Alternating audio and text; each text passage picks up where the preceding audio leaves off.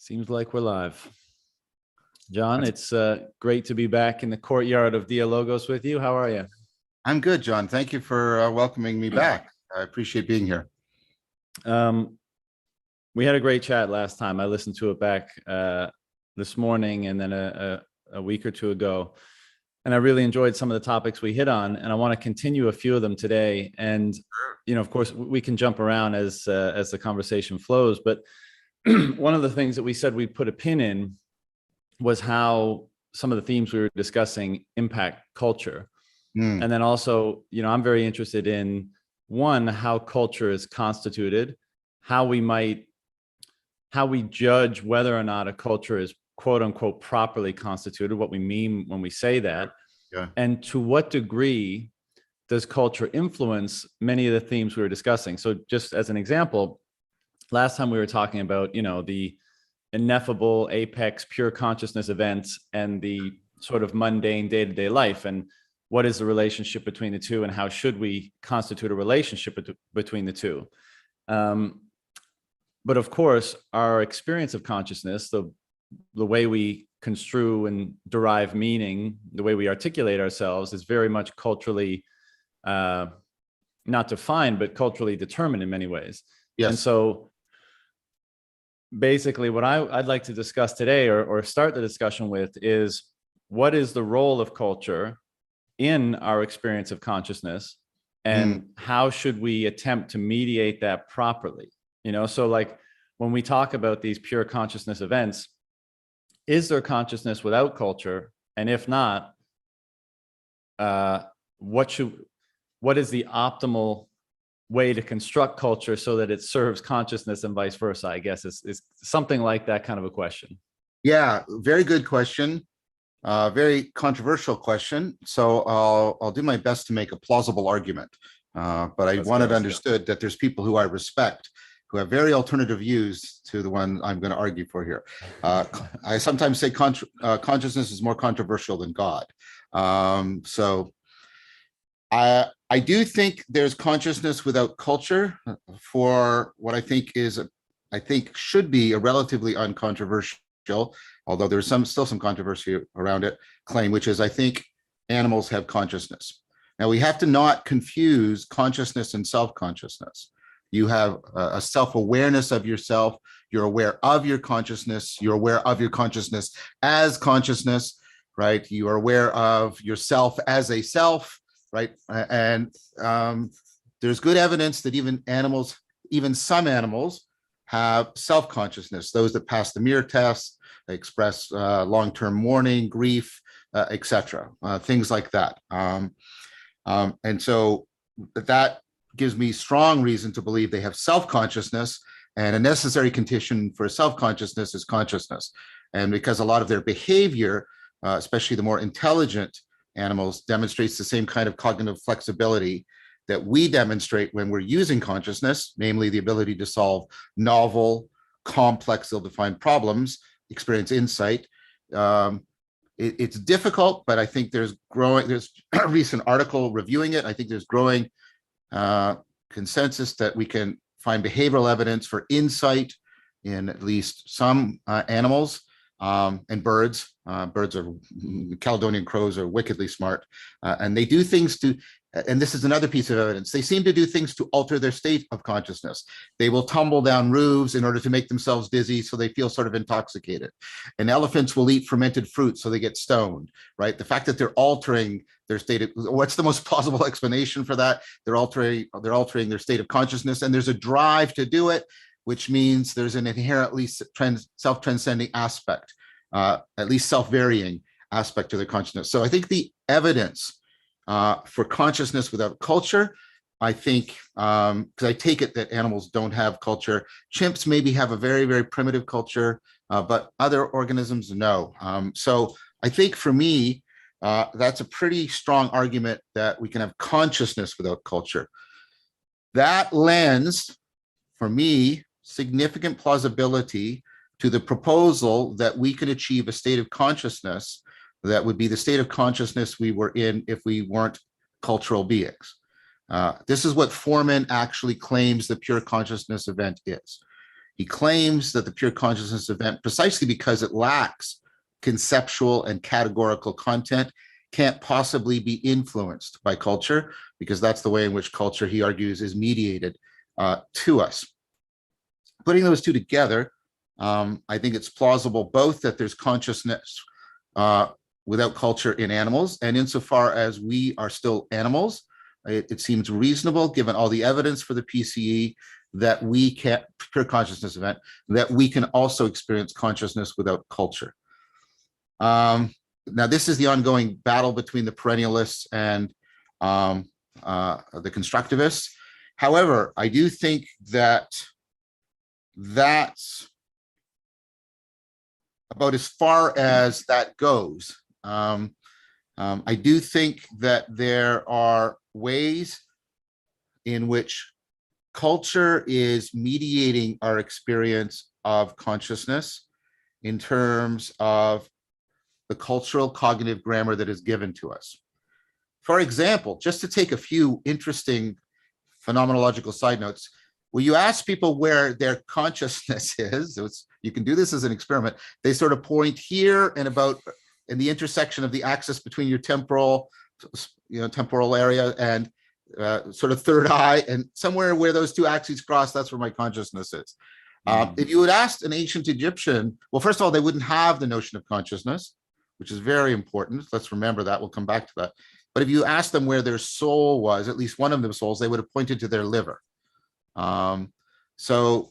Even where we think it is, seems to be culturally mediated, because most of this is not something we're actually perceiving, it's something we're projecting via culture.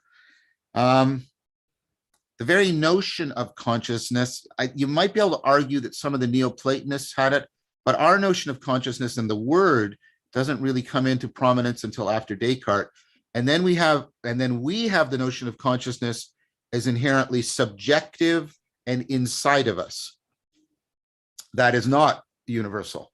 It's not even universal for our historical civilization, right? So a lot of the stuff we think is that we perceive about consciousness, like where it is and that it's somehow inside of us and it's a purely subjective as opposed to an objective thing, those things that we think we are perceiving in the nature of consciousness, you can make very good arguments are actually historically, culturally constituted, and it becomes so internalized into our cognitive grammar that we just think automatically that that's the way it is.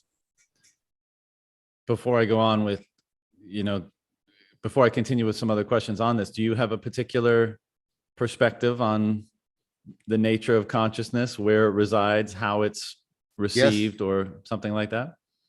Yes, I do. It's a long argument because consciousness is not an easy topic, and Effie Ugi and I are about to try and submit a paper for publication. Let me try and talk about a couple of dimensions. First of all, when you're talking about consciousness, you have to talk about two different things, but you shouldn't talk about them separately. You have to talk about, there's two big questions.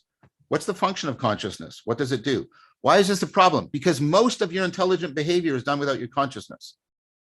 You're understanding my language right now. You're not consciously aware of any of the processing that is somehow taking these acoustical signals and turning them into thoughts. In fact, you just see me speaking this meaning to you. That's how unconscious and transparent this process is to you.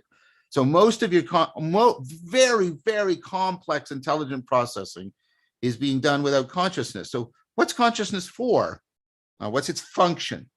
And then the other question is, what's the nature of consciousness? What kind of entity is it? Is it a physical thing, a non-physical thing, etc.? Now, one of my criticisms of a lot of current work on consciousness is they try to address these questions in isolation from each other. You'll get theories about the nature of consciousness and theories about the function of consciousness. And I think Descartes was right, at least about the idea that those two questions are interdefining. You can't really talk about the function of something unless you have some good idea of its nature. You can't really talk about the nature of something unless you know how it acts, how it functions in the world. So I think treating these two as separate is one of the sort of pervasive methodological mistakes. People will say it's easier. Yeah, that's like say it's easier to get to the moon by climbing a tree, as Dreyfus said. But it seems easier, but it's just not the right way to go about it, right? Ease of solving a problem isn't always a good heuristic. So what I propose is, where do we look like there's some consensus, and then use it to bridge? I think there's an emerging consensus about what consciousness is for, what its function is. Consciousness is about dealing with situations that have high degrees of novelty and or complexity and or ill-definedness.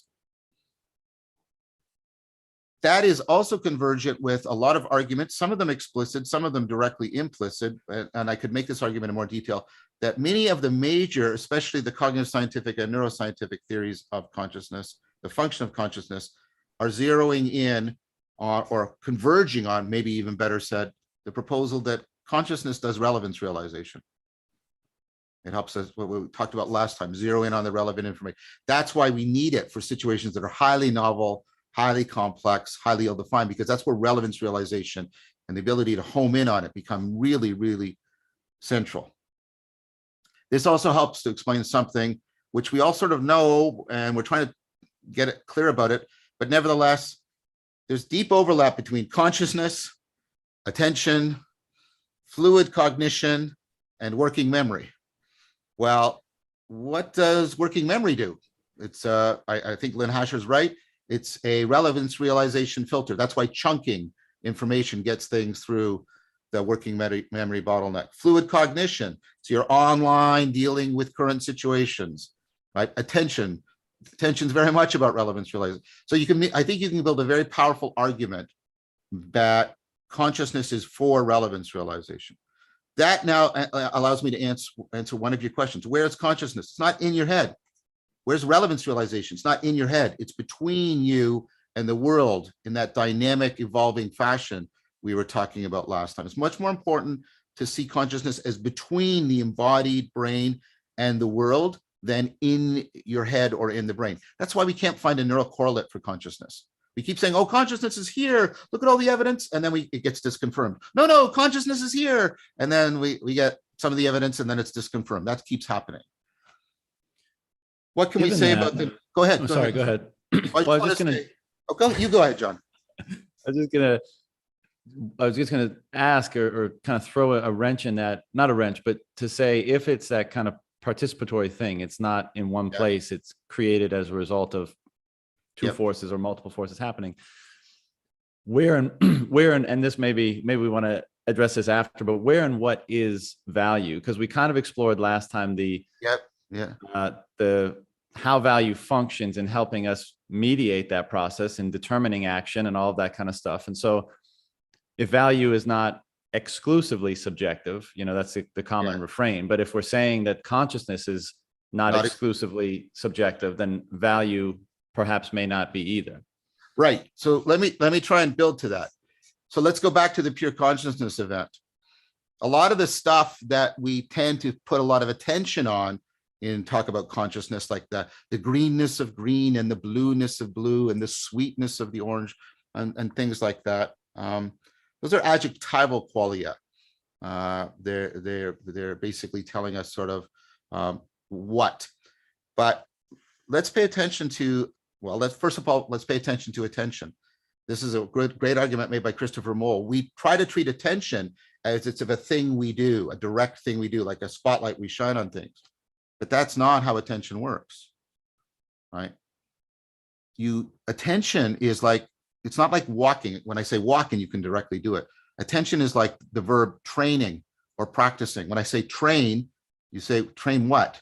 When I say practice, you say practice what?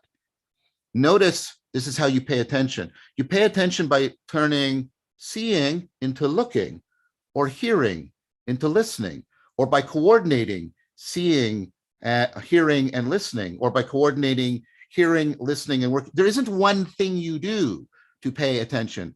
Attention is adverbial. It's a way in which you, like practicing or training, it's a way in which you are modifying something else you're doing. And what you're doing is bringing more, what Moll calls cognitive unison to it. You're getting all of its components more to share, to find something in common as relevant. So you're trying to get your looking right, and your hearing to find this equally relevant.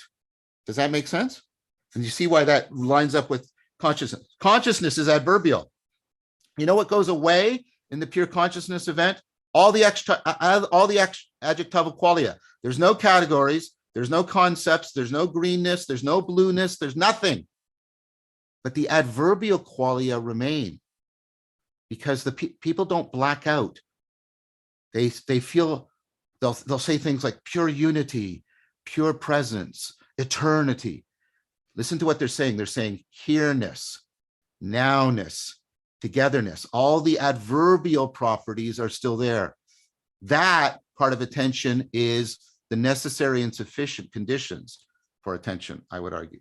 So what does that say? That says that that property of making relevant and finding salient that we experience in consciousness is actually between us in the world in a fundamental way. So valuing is a way of aspectualizing the world so that it is relevant to us and shaping our identity so we're relevant to it, so that a certain kind of sensory motor interaction now becomes possible with the thing that we value. Look, relevance realization is not cold calculation. When I find this relevant, I'm paying attention, right? I am, right? I'm caring about this information rather than that information over there. I'm caring about it, right? My very precious resources of attention, cognitive processing, time, opportunity are being gambled on this, making this more salient to me. And that is not that's not an add-on to cognition and an awareness of the world. That's the very way in which we are aware of anything. Even our most objective observation has that relevance realization in it. We're caring about the information coming through the telescope about the sun rather than what's happening underneath my feet in the grass I'm standing on and the telescope is sitting on. That's always happening. And so back to the question about culture, and you can almost relate this to the analogy used with your glasses or in the last conversation. You see by way of your glasses, right? Yes. You're seeing through your glasses, and in a sense, the same is happening for culture. So culture is mediating the relevance realization. It's yes. if not entirely determining it, but it's very much influencing what you put your attention on and how that narrowing happens for your relevance realization.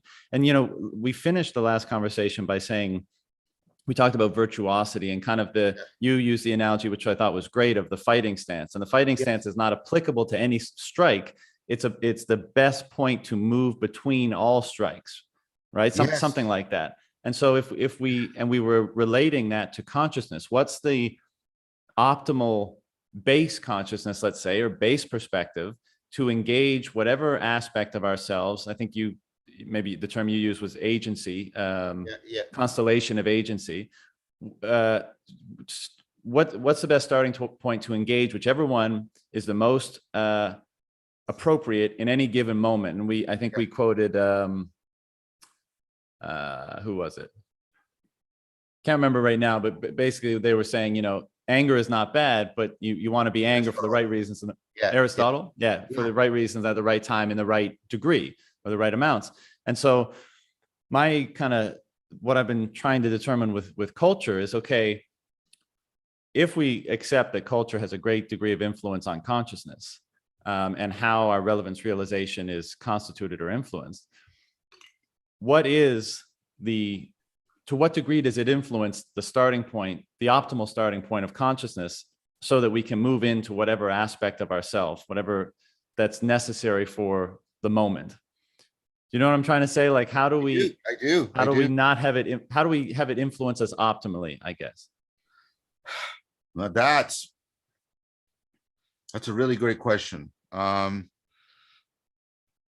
can think about the 4 C's. You can think about cognition, which is basically your intelligence machinery. And that's a lot of it's happening unconsciously, as we've already said, but it's still doing relevance realization. When you're trying to remember, you don't search through all your memory. Your brain unconsciously goes to the most relevant information to the situation at hand. It's a miracle, practically, right? And that's why getting that reconstructive, selective memory into AI is difficult, is challenging. There's your consciousness, which we've talked about. There's something we've talked about a little bit, which is your character, which is the set of virtues that you've cultivated. And then there's your communitas, how you are plugging into and also being shaped by distributed cognition. We talked about the fact that a lot of our problem solving is done in concert with other people. So all four of those are, as you said, mediated by culture, but all four of those also are shaped by relevance realization and the way those four also interact with each other. Your consciousness shapes your character constrains your consciousness, etc. So first of all, what I'm proposing Aristotle's talking about and what that sort of optimal grip is, it's not just an optimal grip of our consciousness, it's a sort of meta-optimal grip. It's like getting the right place, the right alignment between consciousness, cognition, character, and community that gets the right alignment between the right propositional knowing, procedural knowing, perspectival knowing, and participatory knowing. By the way, I would say that consciousness is the participatory knowing of and through our perspectival knowing. That's what I think so consciousness is already starting the aligning process. So what you're trying to do is get this sort of optimal alignment between, and of course, there's no one place. You're constantly trying to find the best place, like the fighting stance for all of those. Now, that process is transjective. Like I said, it's not in you, it's between you and the world. And your response, so that process is evolving with respect to different environments. And when I can analytically separate them, but for most of my life, they're not separate. There's the physical environment, the biological environment, and the cultural environment. But look at the room you're in. Which one of those is it? Is it a purely physical environment? That's ridiculous. You're in a house. Nature doesn't assemble things that way. Human beings did. So you're surrounded by culture.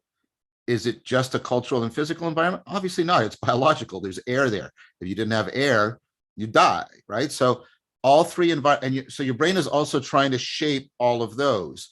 And because culture has this wonderful way of permeating the other two, your brain is constantly evolving its relevance realization for the 4 C's, the 4 kinds of knowing, in a really complex way to try and get you optimally gripped on that.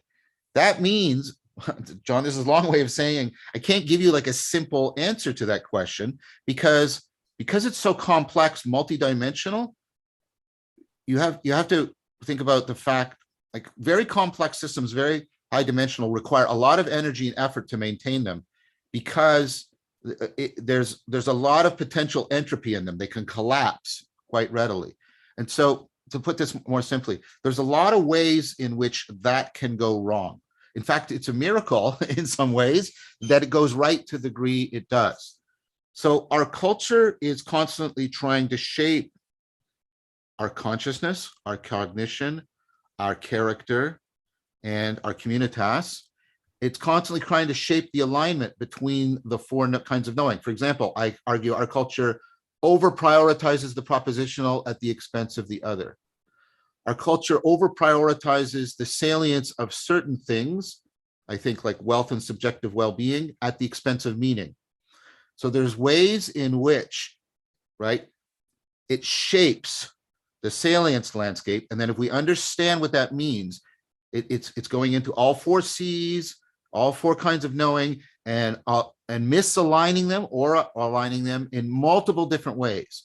And so cultures have a lot they can play with. That's why cultures can vary so much. And that's a good thing, by the way, because the environment, the historical and the physical and biological environments vary considerably. So you need that evolvability of culture. But on the other hand, it means there's lots of ways in which we can get misaligned between the 4 C's and the 4 P's. Sorry, I know you wanted a simpler answer, but that's kind of the answer. No. I feel I don't want a simple answer. I want the answer that comes through. But the reason why I'm so fascinated by this is because for many years one of my objectives or things that I've been working on, and we discussed it last time as well, is like you come up within a culture, Yes. and you're basically bombarded by the conditioning inherent in that culture, be it Yes. familial or religious or national or what have you.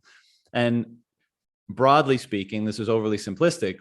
My, initial thought 20 years ago, or whenever you become curious, self-aware, whatever, if you're a teenager, 20s, university, whatever, is, oh, like I'm at core, I'm not my culture, right? And I've adopted certain elements of the culture to maneuver it and move through it more smoothly to my benefit.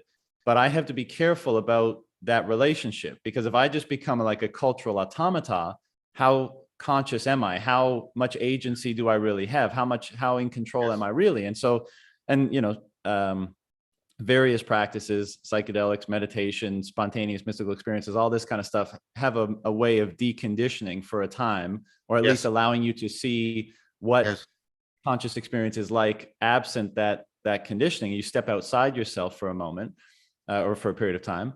And so given that I pretty much believe that that's the case, that you want to be aware of your conditioning, and then you can selectively either engage it or use it or discard it or not. But the juicy question here is, okay, you come up and you're both a cultural and a divine being, for lack of a better term, let's say. Which elements of the culture should I be aware of and discard? Which elements of the culture actually help facilitate the engagement, like my optimal engagement with myself? You know what I mean? Because the culture gives us the language, the concepts, the ideas, all that stuff for me to relate to myself properly, such that I can engage the world on the terms that I want to. But there's also elements of it that I want to make sure don't derail me or delude me. And so I try to cast them out.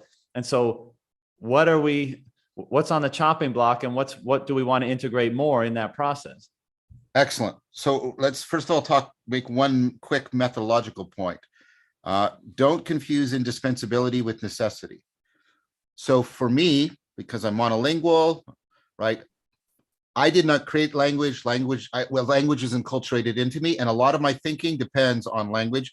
Literacy, a psychotechnology, was enculturated into me. A lot of my cognition, my problem-solving abilities depend on language and literacy, right? And so that's indispensable to me. Is it necessary for a human being to speak English and to be literate? Of course not. There are billions of people who do not speak English, and there have been, hundreds of thousands of years in which there wasn't literacy. So although it's indispensable to me, it's not a necessity. That's the first thing, right? So don't confuse the fact that something is indispensable to you with you making universal claims about, right, that culture is these cultural things are absolutely necessary. Obviously they're not. Maybe even language isn't necessary for culture. Again, there's some people who argue that chimps have culture, at least a very primitive kind of it. I want to come back to this, but yeah, go ahead. Okay, so that's an important thing. The second thing is to remember contra cultural relativism, which I think is an incoherent position. I think cultural pluralism is a real thing. Cultural relativism, I think, is incoherent, right? You have to remember that there has to be some transcultural ability or pre-cultural ability that allows you to learn a culture. You don't come with a culture, you come ready to learn a culture. So there's obviously all this, again, animal level relevance realization machinery, and it doesn't go away. Given everything we've already said before, it's not a ladder. We don't leave all that animal relevance realization behind. So that non-cultural, transcultural, which we can access, like you said, in the pure consciousness event, that's always available to us. Second one, you have to have something that's translinguistic, transcultural, because you're able to learn other languages. You're able to go to other cultures. In fact, another way of becoming aware of your cultural lens is through history and anthropology. Go live in another culture, go learn deeply about another time, right? And that loosens the identification of the indispensability with necessity. You realize, oh, I see how this is indispensable to me, but I realize it's not necessary. There are other possible ways. And then what you have to do very carefully, right? And then I'll come back to your point, John. What you have to do really carefully is you have to say, okay, given these possibilities, And given the animality that is pre-cultural, transcultural, what's a good theory for putting them together? And I've tried to propose that something like relevance realization does that. It's analogous to evolution. Evolution is a universal process, but it doesn't produce the same organism. In fact, if you understand evolution, and because its adaptation is between the organism and the environment, what you're going to get is an ever-grading proliferation of the differentiation of species. So there's a universal process. It doesn't mean there's a homogeneity of product. So now, think about that. That means there's something in terms of which we can judge between the various, right, cultural products. We can say, well, since they're all ultimately grounded in the relevance realization and the way it impacts the 4 C's and the 4 P's, we can evaluate cultures on how well they are helping people enhance their relevance realization and align their consciousness, their cognition, their character, their communicast, and align the 4 P's. In other words, what we can say is, and now I can put it into kind of a slogan, but you have to put all of what I just said into this. You can evaluate cultures on how wise they're making their participants. How many of them are systematically, reliably, individually, and collectively reducing self-deception and enhancing flourishing? Seems to me that's a very good criteria by which we can evaluate things. Yeah, I agree, and it makes me wonder, or the next question that comes up in my mind is, has this been the enterprise of religion or spirituality to try to foster that to the extent possible? And then, of course, the kind of slippery slope is that perhaps the answer, if the answer is yes to that question, and it actually is the most useful means of establishing that, well, at what point does it become part of the, and this is a bit harsh, but cultural detritus that actually detracts from that enterprise based on the shifting landscape of the natural world or the cultural world or evolution more broadly? Yep. And then and just well, actually, let's go with that first. So has that been the enterprise of religion? And then and this is kind of, again, to harken back to some of Peterson's work, that or home and horror, as you call it, not chaos and order, or order and chaos, but it is that kind of propensity for home to be established, to be safe, to be comfortable, to be like, this is the fighting stance that's optimal right now. And then things change, as they always do, and maybe that fighting stance is no longer optimal, but you hold on to it because it's familiar and comfortable. And that's when culture becomes quote unquote not your friend, and it needs revivifying, which is the idea of the reunifying or revivifying hero. But you run with it. Okay, I agree with that. Let's remember, like you said, the optimal grip isn't home. The optimal grip is between home and horror. Home is assimilation, horror is accommodation, and religions are constantly trying to toggle between those. Now, the problem with religion, the problem facing religion, I shouldn't say the problem with religion. The problem facing religion is, what's the rate at which we should change this stuff? Great question. Right?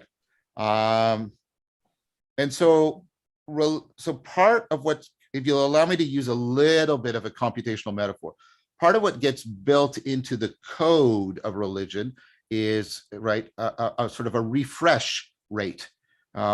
What's the rate, right? And you can even see this in in the discourse of some of my friends in this corner of the internet, as Sibylla King calls it.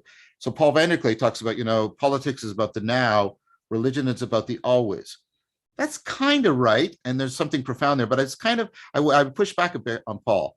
So there's a professor in Nova Scotia, which is also in Canada, by the way, Salim-Back, he talks about the fact,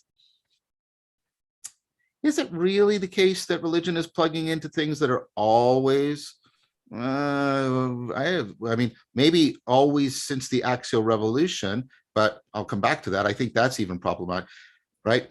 Religion isn't really about the always, because Salim-Back points out, we've had probably something like religion for 30,000 years. And we really haven't got to the same kind of consensus about the spiritual world that we have with our perceptual consensus about the physical world.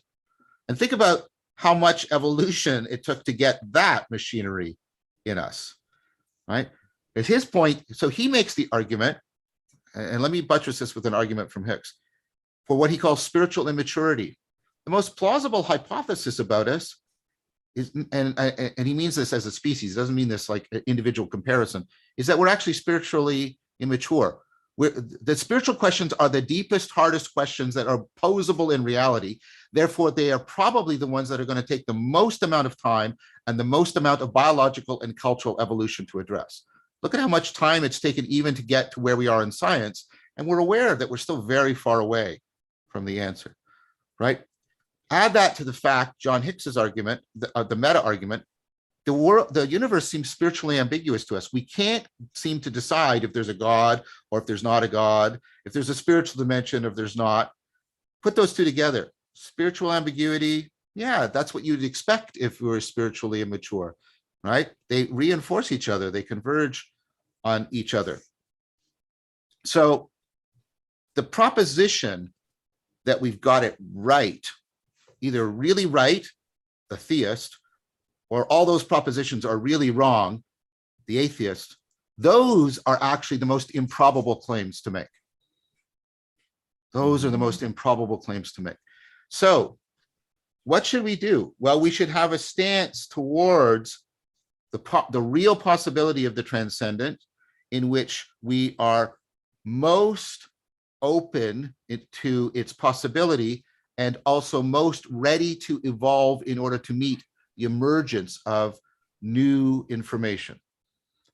For me, that's the Socratic tradition that goes from Socrates to Erigena, of an Eckhart and Nicholas of Cusa, of cultivating profound learned ignorance, or profound learned ignorance, where you get to that state of profound, and let's be clear, and Eckhart is really crystal clear on this. You don't get to learned ignorance from ignorance. It's not privative. You only get to learned ignorance by going through the depths of what you think you know. This is very similar to the Eastern claim. You don't get enlightenment by seeking, but only those who seek it find enlightenment, right? Mm-hmm. That's the place you need to be. And I think the degree to which religions and cultures can maintain a proximity to that Socratic ideal, this is an argument I'm making because it's a prescriptive thing you're asking me, the degree to which they will not be accumulating much of that detritus. To the degree to which they are far from that Socratic ideal, they will be drowning in it in a way in which they are being so starved and submerged by it that they're becoming unaware of what they've lost. I argue that we're very far from that Socratic ideal in our culture and in our established religions. Although there's variations within all the religions, there's some aspects of Buddhism that are more like this, some aspects of Christianity that are more like this. But for me, that's, again, the touchstone. That's the touchstone, because that place is the optimal grip place between home and horror. That's the place where you're hitting the sweet spot, where you're trying to preserve not the traits that you've evolved, but your evolvability, the meta trait. Right. That's what you're focusing on. Right. And my interpretation of at least, the Judeo-Christian hero character, or the hero character of many religions, is trying to communicate something like that, trying to communicate like that mediatory force, that forever vivifying force, is actually the thing to focus on, not the certitude of the quote unquote God character or the certitude of the individual and their reason and logic, but that mediatory force. And, as you're saying this, it seems to me that if we're talking about home and horror, and how there's a propensity, it seems, to, overinvest or overlean on the home aspect, and engaging in this like, a practice of, I can't remember the term you use, but like never being certain, kind of always seeking and that sort of thing. Like, it seems like a courage is required from that, because you're Yeah. hanging out more in the realm of horror. You're not fully in it. You're not taken away by it, but you're willing to either hang on the perimeter or dive back in intermittently and constantly for the very reason that you realize that this needs to be revivified, and to the point of religion and those that make the claim that, it's the always is and culture is the forever changing, or the individual is forever changing, something like that. I think a simple maybe look at anthropology in our own history kind of reveals that we engage the artifacts of culture, let's say language and symbolism and all the other things that culture conjures up, to actually convey what is by some claimed to be the always is, right? The quote unquote religious narrative or story. So, I mean, if you agree that culture evolves, and that seems to be inarguable, and I want to discuss later the quality of that evolution and the subjective analysis of that, let's say. But if we agree that it does evolve and language expands and meaning expands and symbol and all this kind of stuff, then presumably you'd have to admit that the thing that we're trying to use those artifacts to describe will at least necessarily become more refined over time, because we have available to us better means of communicating and conveying meaning. Yes. Yeah. I think that's right. I want to go about to a couple of points.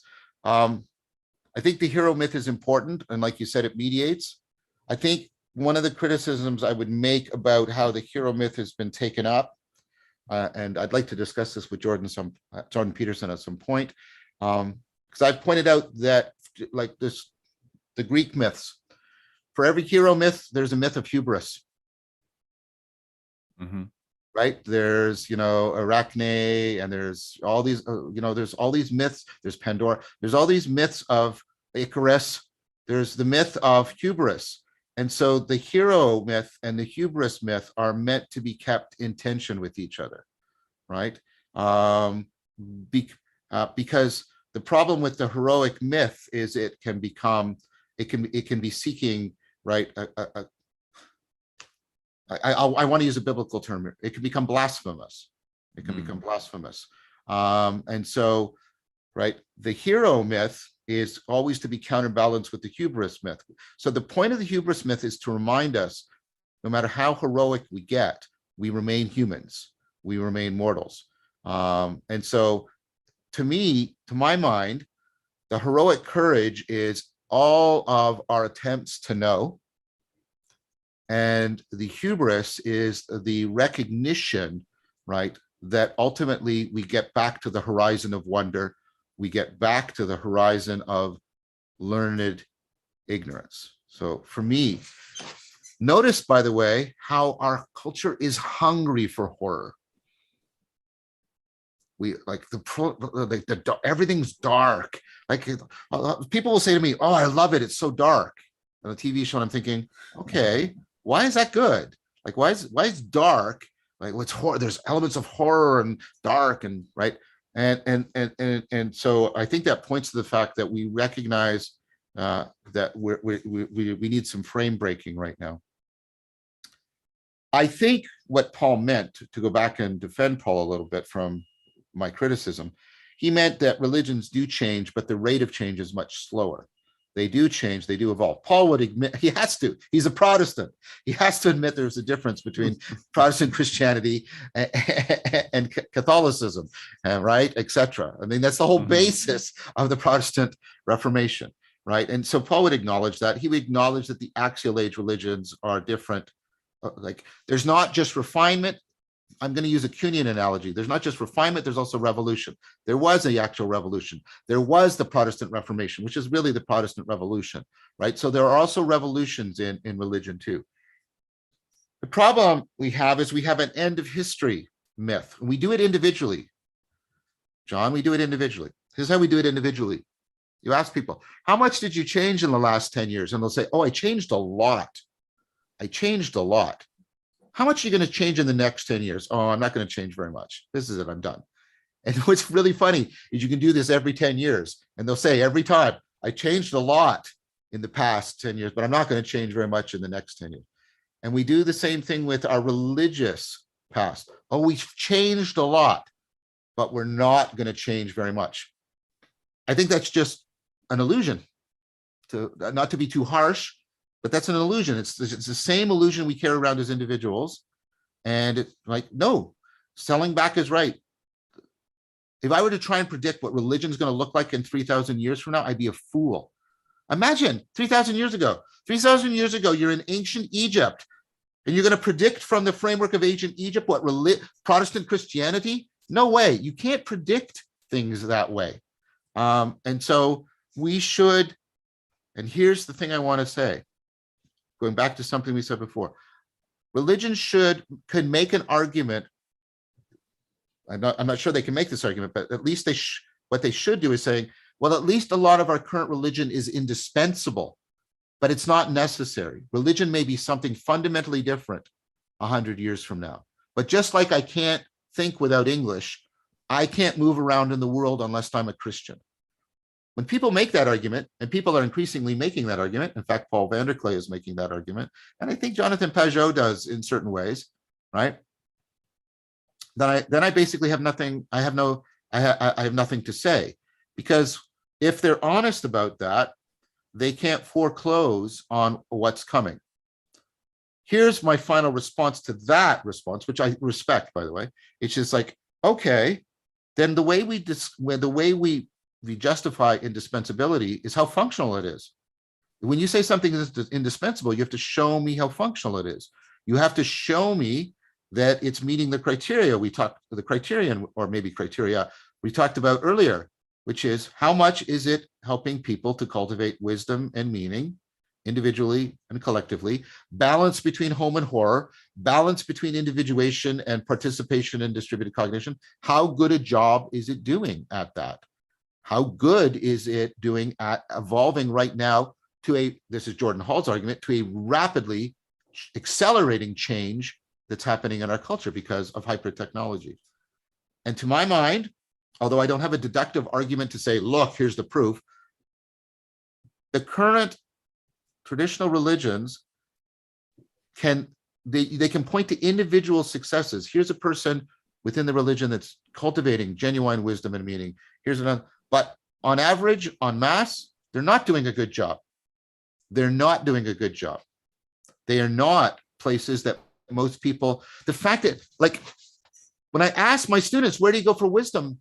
Most of them are silent. They know the religious institutions are out there, but they do not, those institutions and traditions do not strike them as viable places to go.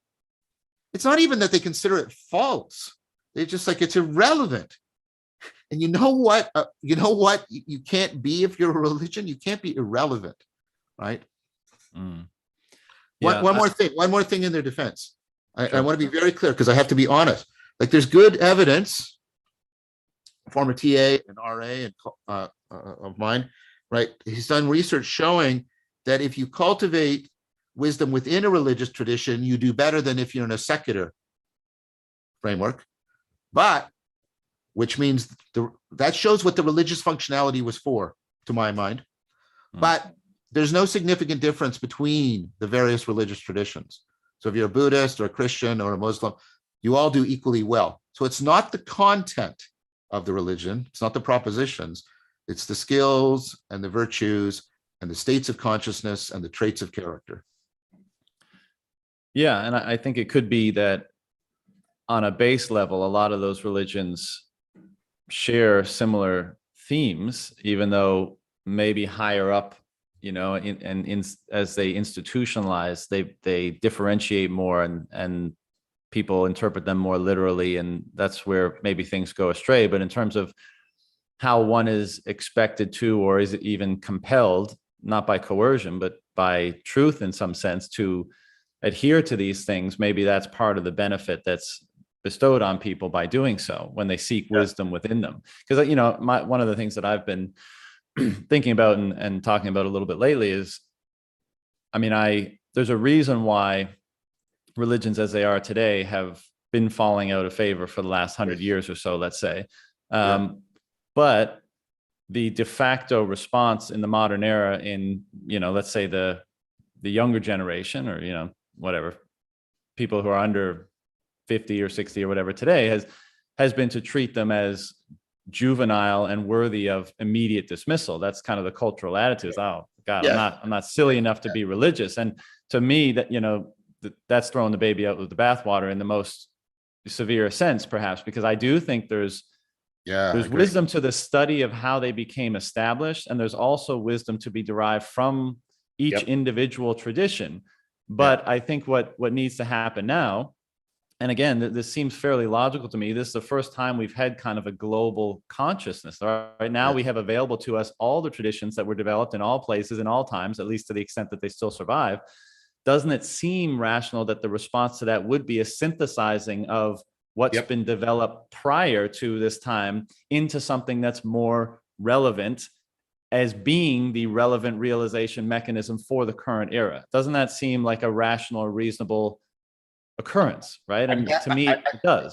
Yeah, I'm bound to agree with you because I've made a convergent argument, right? I think, first of all, the Awakening for the Meaning Crisis was a deep reflection, right? I do other series. I talked to multiple religious individuals. So yes, I think my attitude is not dismissal, but acceptation. What can we accept from the world's traditions? And this is what I mean when I talk about a religion that's not a religion. It's got to be other than how we have conceived of religion, but it's got to have all the functionality that religion always had.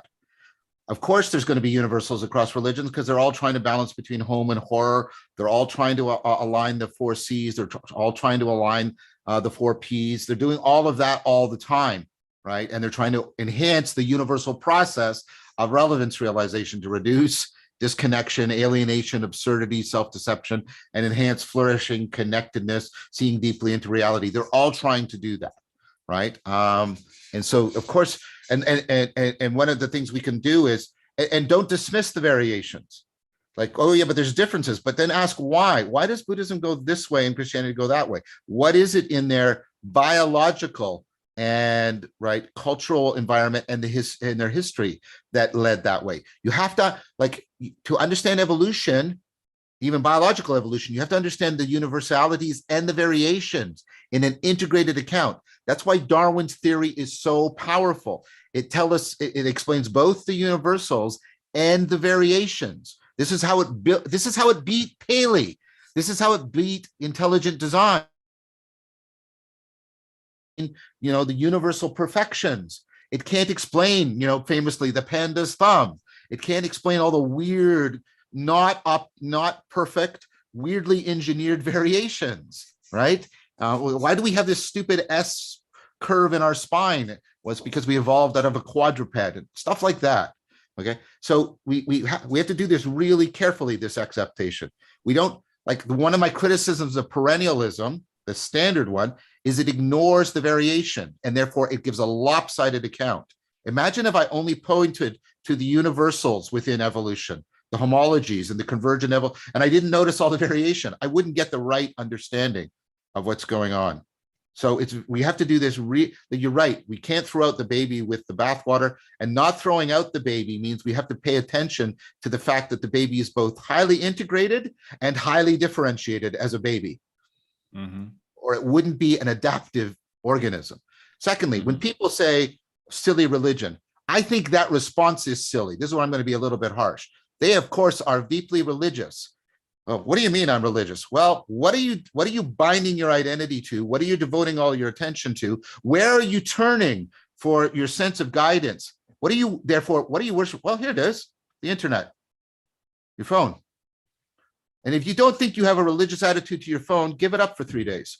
Fast from your phone. And then tell me after that if you're religious or not. Because you are.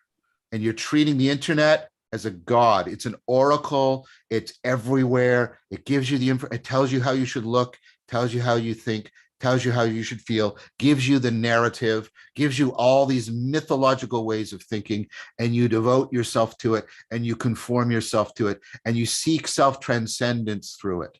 Of course you're religious.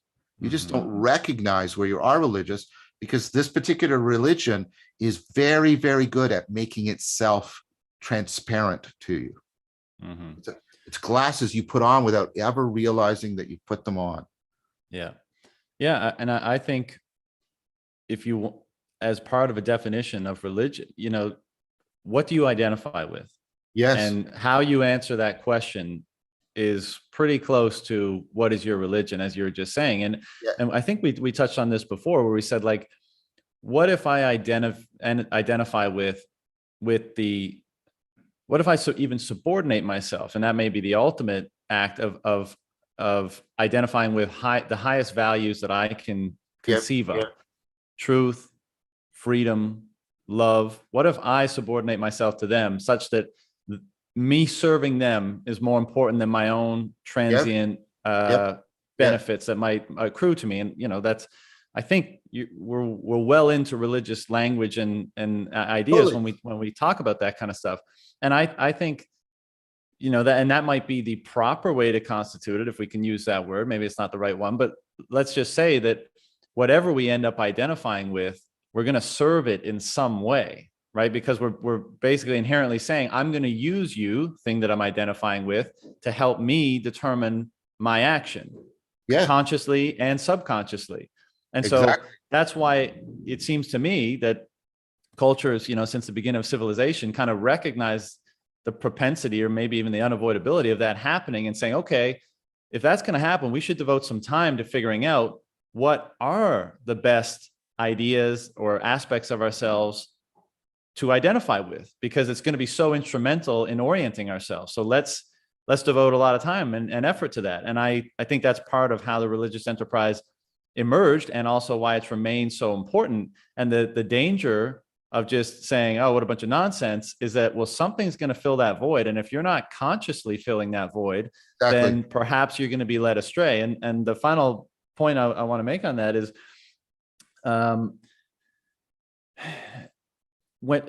as that process is, what's the best way to say it?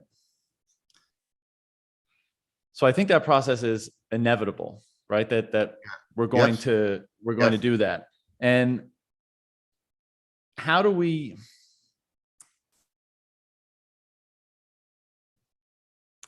here's how I want to frame it. Is that ultimately a choice? So we were talking about, the validity of religion in its modern form, and maybe we should be looking at it differently. And my own personal experience has been that I think there's an element, or a manner by which you could consciously say, okay, like, I recognize the need of that, and I'm going to adhere to X. I'm going to adhere to this religious tradition because either family, or it has some salience to me, and I think it's a good way of orienting yourself in the world. But my experience has been that if you continue to pursue clarity of perception, let's say, because I don't even want to use the word truth, because it's more ambiguous. Then it seems to me that as I continue to do that, the things that emerge at the top of that identification hierarchy, by virtue of them being quote unquote true, or at least seeming that way to me, they almost compel me to identify with them, rather than me making a conscious choice to do so. I'm glad you said that. I'm glad you said that. That's what those go for. Okay. Over to you. Juicy. So first of all, two things. Religio, that sense of binding yourself so that you transform to conform to it. And by the way, when people have higher states of consciousness, that's how they talk about it. They transform themselves to be more in conformity to the really real. And so that religio, that binding, I think religio abhors a vacuum, right? If you don't have that binding, you're in trouble. Your relevance realization machinery is going askew. And secondly, deeper, and this is to make people realize that an opposition that was given, an adversarial relation that was given to religion and rationality, isn't ultimately justifiable. I have to be really careful about this. I'm talking about the religio function. Look, it's becoming increasingly apparent that many of the cognitive biases can all be reduced to the my side bias, the ego, a kind of egocentrism in how we process. And this is, notice this is at a perspectival and a participatory level. It's the level of your ability to take perspectives other than your own or not, and your ability to understand agencies, form of agency other than your own, right? We talk about this as walking around in somebody else's shoes. Notice how that's procedural, perspectival, and participatory, not propositional. Notice that, right? So the primary thing you need in order to overcome bias is something that takes you out of the gravimetric pull, the supersalience of your own egocentrism. Reasoning can't do that. Reasoning works within a perspective. Reasoning may tell you your perspective is flawed, but it is not the mechanism that moves you between perspectives. You need something that will overcome your egocentrism. What is it? Well, it's these kinds of experiences of love and awe. And these predate us as human beings. I was just reading a paper about this guy. He was watching a macaque monkey go out onto a ledge and just watch a sunrise occur and just sit there and watch it. Not eating, not having sex, not avoiding predation, very plausibly experiencing beauty, wonder, and awe for its own sake, right? Why? Because those, if you ask people what's happening in awe to draw their sense of self, they say their sense of self is decreasing. Now notice, most experience is when your sense of self is decreasing, you're defensive, you get angry, you respond with violence, you counterattack. But in awe, this is experienced as inherently good, because, and we have to be careful about this. I'm running experiences on awe right now, and it's really complex the way it interacts with cognition. It's not as simple as people think, but I won't get into that right now.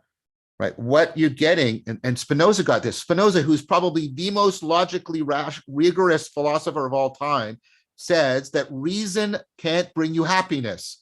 You need something, you need what he calls the intellectual love of God. This is just the desire to see reality for its own sake and to love it for its own sake, right? So insofar as religion inspires love and awe, and that meaning, because meaning is to be connected to something larger than yourself, it's also deeply facilitating relevance realization and being rational. You can't be rational until you have a love that overcomes the titanic black hole gravimetric pull of your own egocentrism. And you can't reason your way out of that, because reason is working at the propositional level. It's not working at the reasoning. It's not working at the procedural, perspectival, and participatory level. So you definitely need that. And that means wisdom is not optional to you as well. You have to do this. You have to, you can't say, I'm not going to try and avoid self-deception and enhance flourishing, because your life's just going to tunnel down. Now, what that means, think about this. Think about what this means, John. That means we really have to value, instead of having, how are things relevant to me, we really have to find valuable for its own sake, how am I relevant to reality? Rather than being egocentric, we have to have the capacity, in order to be rational, in order to cultivate a response to self-deception, we have to have a capacity to turn the arrow of relevance the other way and ask not how should it conform to me, but how and why should it conform, and to find that inherently valuable, inherently valuable. That is to say, you don't choose to turn the arrow. You have to be compelled to turn the arrow. And people say, I don't want to be compelled. Well, here, this is what I say to people. I say, let me rephrase that question.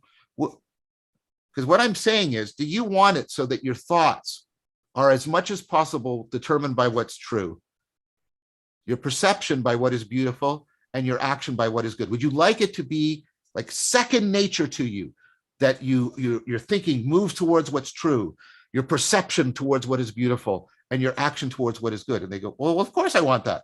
I'm saying that's exactly right, which means in the end, you want to be compelled by what is true, what is good, and what is beautiful. Because if you don't, you're going to be locked into a self-deceptive, self-destructive, self-corrosive egocentrism. You will be imprisoned within, right, the dungeon of that egocentrism and suffocating as it slowly encloses around you. Welcome to what happened to many people during COVID.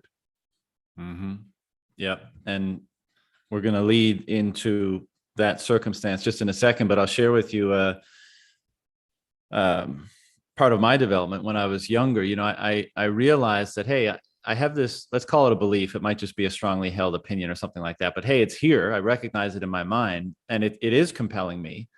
And there's a power to that because I'm not deciding it. It's like it's co-opting me in that way, right? Yeah, because it's what's coming naturally to me, even if it's, let's say, counter to what my own conscious aims might be. And I thought, that's funny. Like, why is that happening inside? And then of course I thought, what if I could harness that? What if I could actually believe the things that are best for me, or that I actually want? And so the question emerged in my mind, like, well, how do I cultivate belief? Or is that the right question to be asking? And then, ultimately the answer came, well, seek truth. And what you'll find is the belief most worthy of cultivating, something like that. Yes. And that's been very powerful in my life, because, I won't make any claims to be seeing with, total or complete clarity or anything like that. But Of course not. it seems to be a pretty good way of aligning yourself most effortlessly with the things that are most good for you, something characterized in that way. Totally.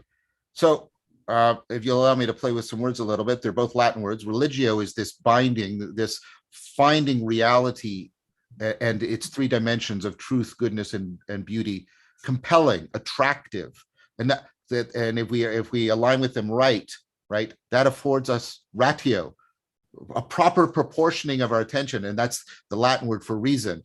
Ratio, right? Rationing, ratio, rationality. Hear them all together, right? So we get the proper proportioning of our attention and our caring. And this means that religio needs ratio, but ratio needs religio. And what we should have is something that allows us to talk about the opponent processing and interdependence rather than pitting them against each other like we do stupidly now.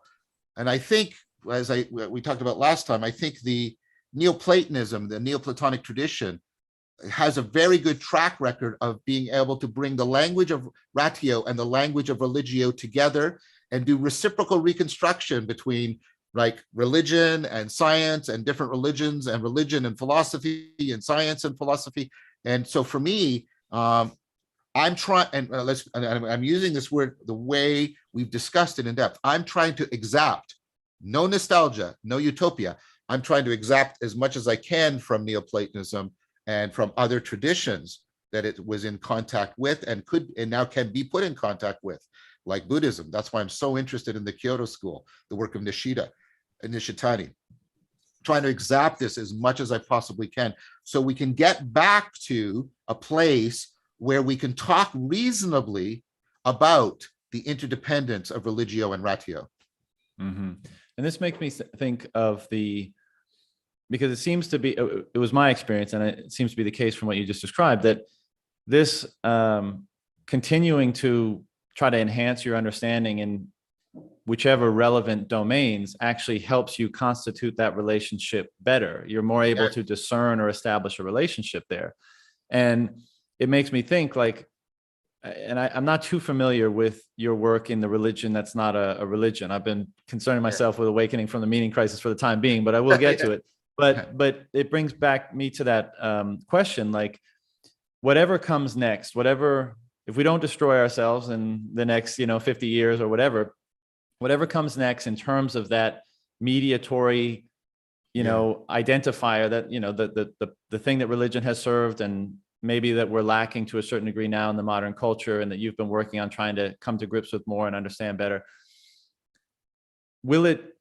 Is it a choice, right? It seems to me that if we continue to pursue this process of trying to see with clarity and be open to the unknown and be courageous and all the things we've been discussing, will not it emerge as the most salient thing, and we'll kind of graft onto it once again, maybe conform it to You know what I'm trying to say? Like, I do. feel like Great anyone who's question. asserting a religion is probably not doing it the right way. I feel Yes. like the truth will emerge, and it will, even though the process may be messy, maybe we're in one of those periods where the thing that's worked for a few thousand years no longer does. And we're in that kind of Yeah. dungeon or messy period where the new thing is emerging. But I don't think it will be something we may not be able to say, ha, there it is. And that's the thing.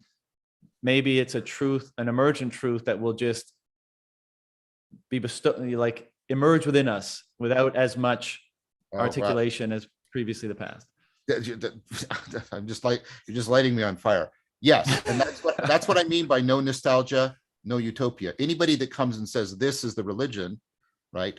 Right. That's utopia.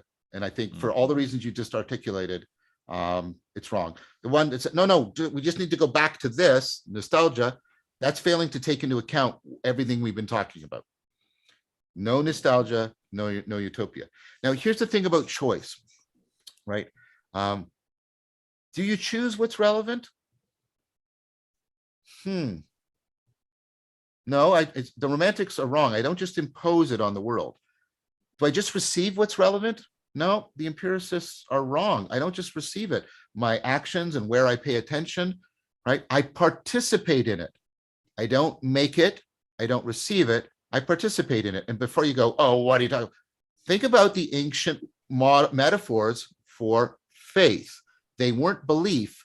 They were sexual intercourse. They were about a loving relationship between two people. Think about your friendships and your romantic relationship. Is it a choice? Well, maybe, but if you're not drawn to the person, you can't just, hey, you're going to be my friend. Right.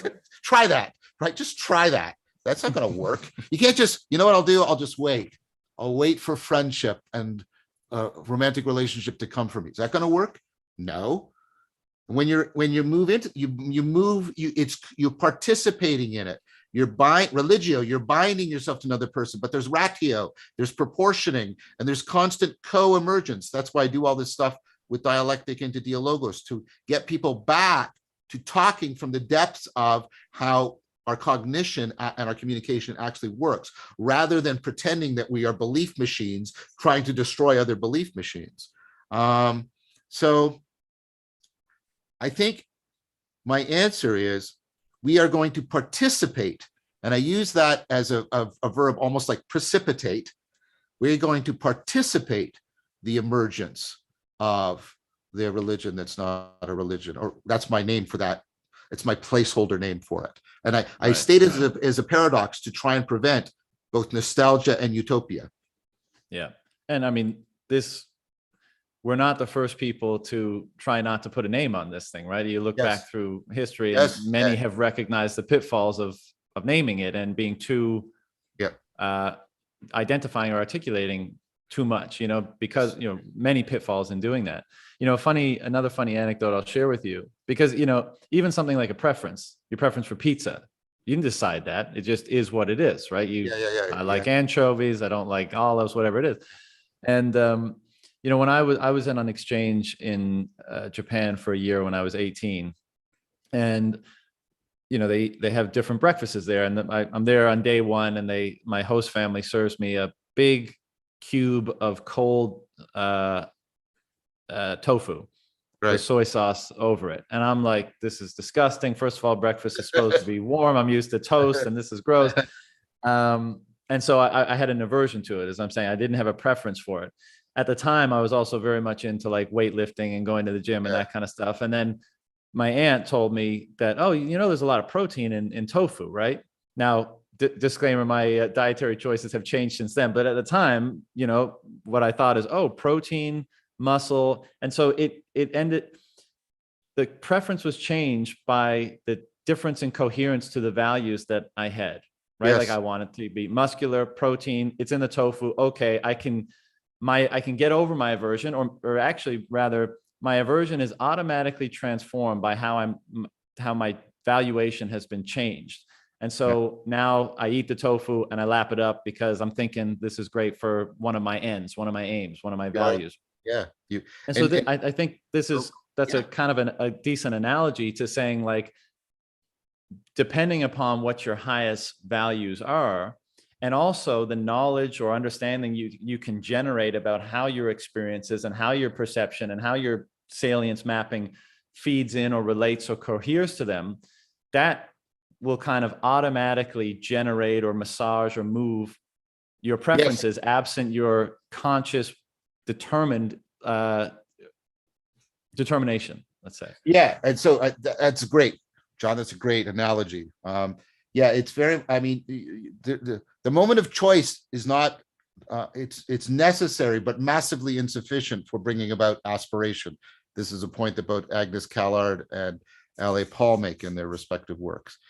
It goes back to Blaise Pascal. People forget Pascal's wager. They think Pascal's wager is an argument that's supposed to convince you there's a God. It's not. Go back and read the argument. The point of the argument is to get you to go to church and light a candle, because only there will you participate in all of the rituals, all the serious play of transformation, and that might allow you to precipitate a religio to God. Pascal's wager was never intended to do that.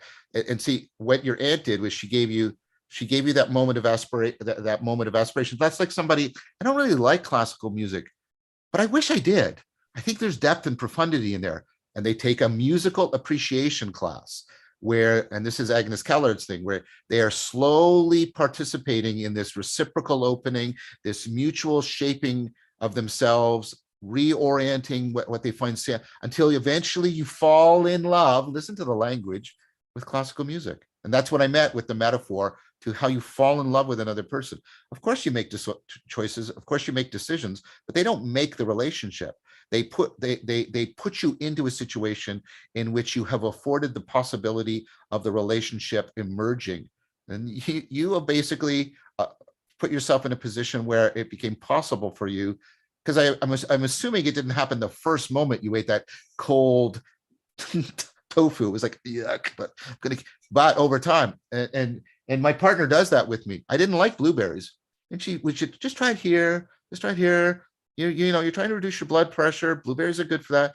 And now I like blueberries, but I can't point to a moment and say, you know, that's when now I like blueberries. It was like, it's like when you're on the color spectrum and you're looking at red and it's slowly shading. Is it still red? Yeah.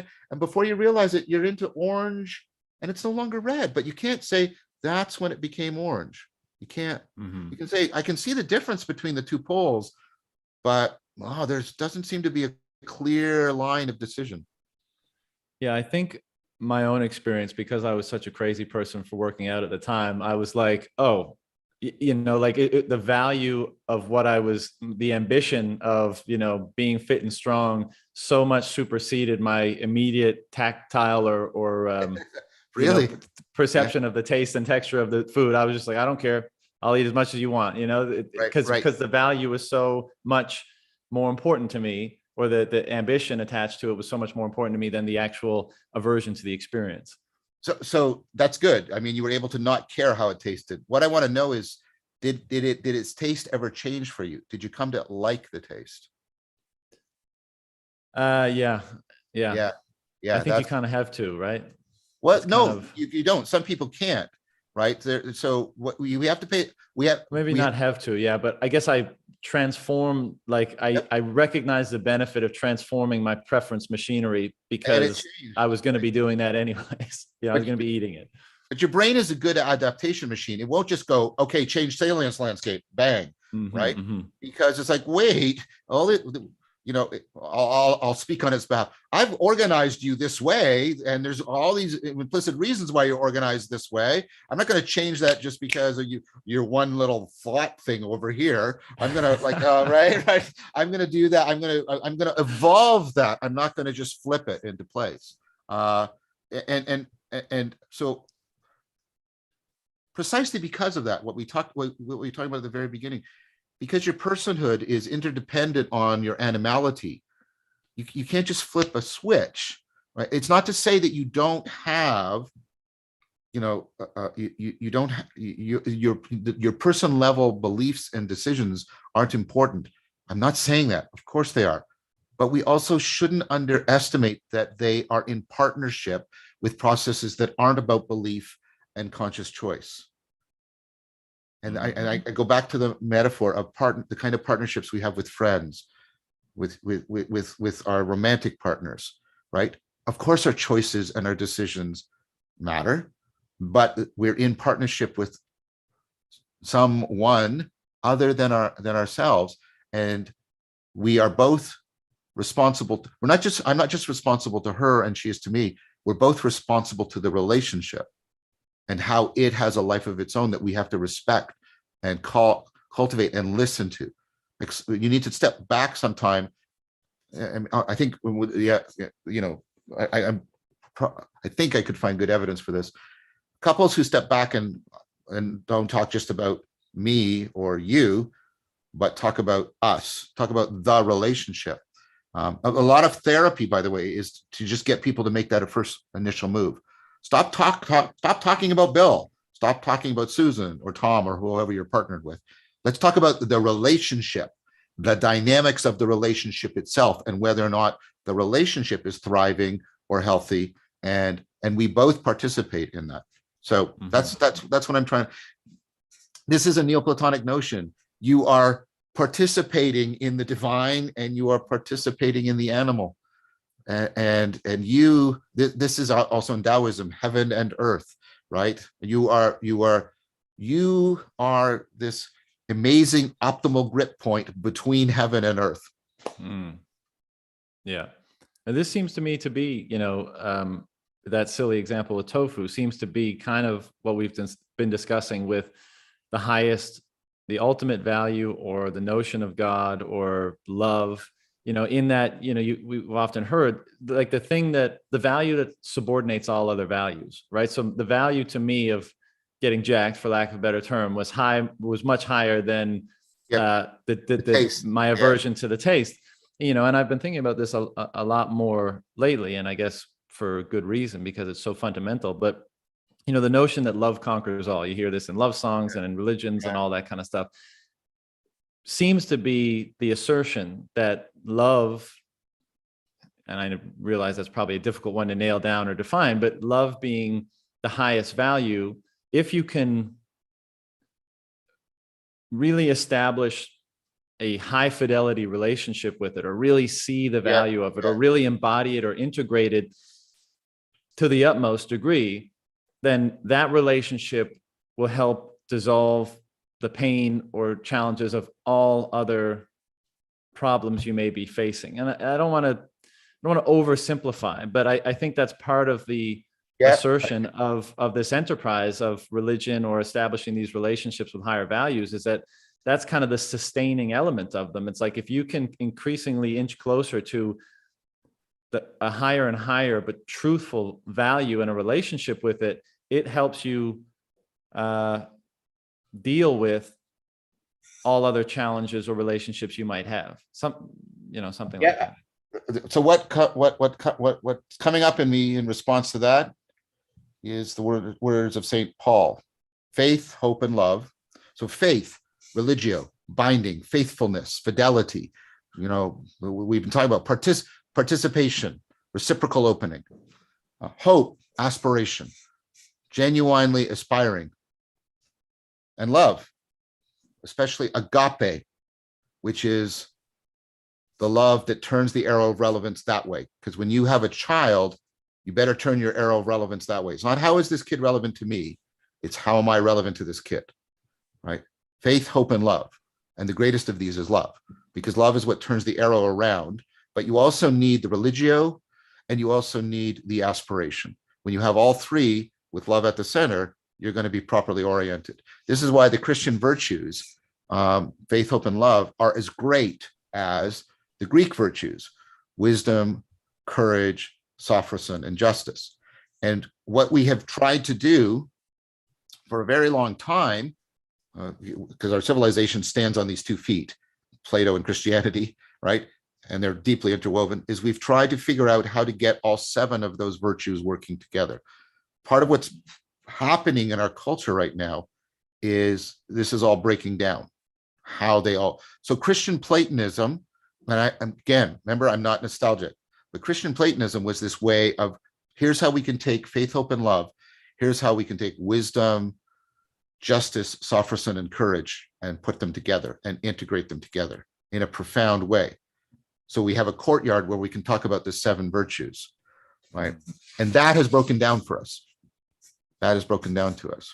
Yeah. So, and the pivot one in the Christian virtues is love. The pivot one in the Greek virtues is wisdom.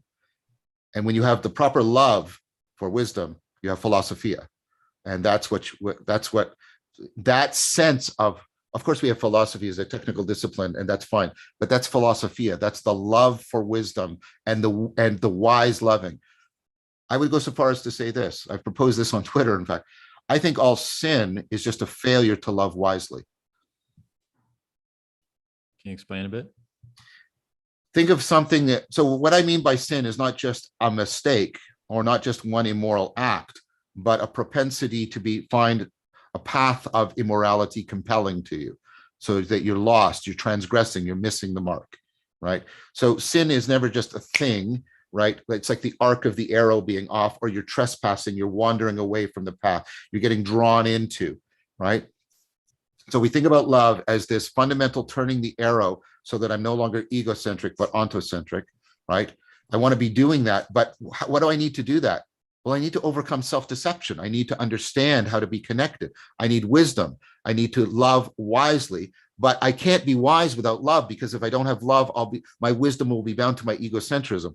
Wisdom and love need each other. And when they're working together, then, right, I think we can bring together the Greek virtues and the Christian virtues. But when they fall apart and we either try to be wise without love or we love without wisdom, we sin, we fail to love wisely. And that's when we fall away from orienting towards what is the best that is possible for us.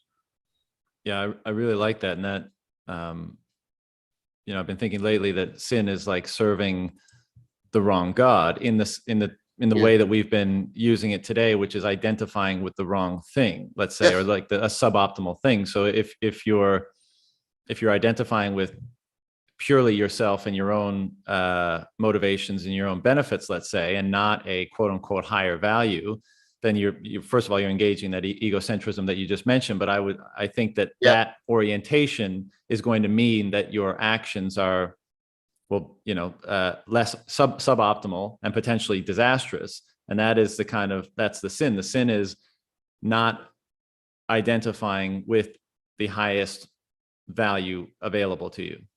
Right. And notice how ratio is now here, because so God never says love only me, right? God says love me the most, right? God wants a proper, oh my gosh, I'm speaking on behalf of God, right? But what I understand the Bible to be saying is, right, you want ratio, you want a proper, I'm getting this from Tillich, you want a proper proportioning of your love.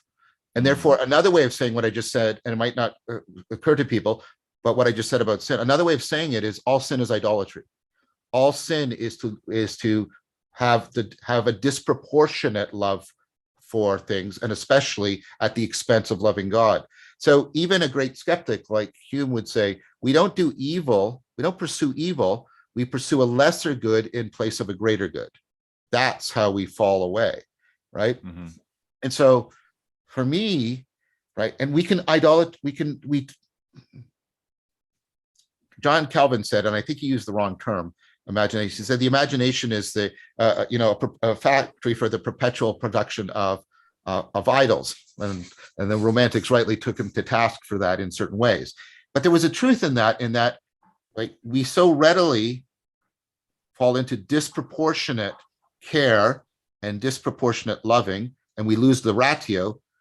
And so we can make an idol. We can make an idol out of science. I'll meet people who say, I don't have any religion, but their family is clearly an idol. Extended family, that's their religion, and they set rituals around it, and it's the highest value, and they idolize it, and it's like you want to say, but the family can't always be the highest value to you. There has to be, because families can crush individuals. right? And they can insulate you from reality in a profound way. And so Luke has to leave his family, right? Think of the myth, right? There's a caution. Family is really important, but you can idolize it because at some point people have to leave home, right? I'm just trying to use that as an example. We can, and so and this was Tillich's thing, right? We should only be ultimately concerned about that which is ultimately real. And and we should proportion, and that's how he defined faith, by the way, ultimate concern. Ultimate concern, and idolatry is when our ultimate concern is for anything other than ultimate reality. We can have non-ultimate concern, and we should proportion it. I love my partner. I love my kids. I love my work. I think hopefully in an appropriate, and think of that proportion appropriate. I think in an appropriate way, I love my students, right? And so we should have lots of non-ultimate loves, but we should reserve our ultimate concern, our ultimate love for what is ultimately real. This is Spinoza's The Intellectual Love of God. And Spinoza has a great point. And think about this, because I'm wrestling with this a lot right now. Spinoza says the last thing that the wise person does is to try to get God to love him in return. And why is he saying that? Because in the end, and Tillich says this too, we could even turn God into an idol if we're reconfiguring the ultimate so that it is for us. We've lost the arrow turning from us to the ultimate, and we're trying to turn the arrow from the ultimate back to us. Mm-hmm. Yeah, that's great. And it makes a question that comes up is perhaps with an eternal unavailability of knowing the ultimate good, is it rational, or has it been the case that you simply reserve the ultimate concern out of a faith that there is an like if we can't put in place what the ultimate good is, we can't define God, let's say, or at least not perfectly. So is the whole idea of faith is to reserve ultimate concern for that imperfectly knowable or ineffable thing.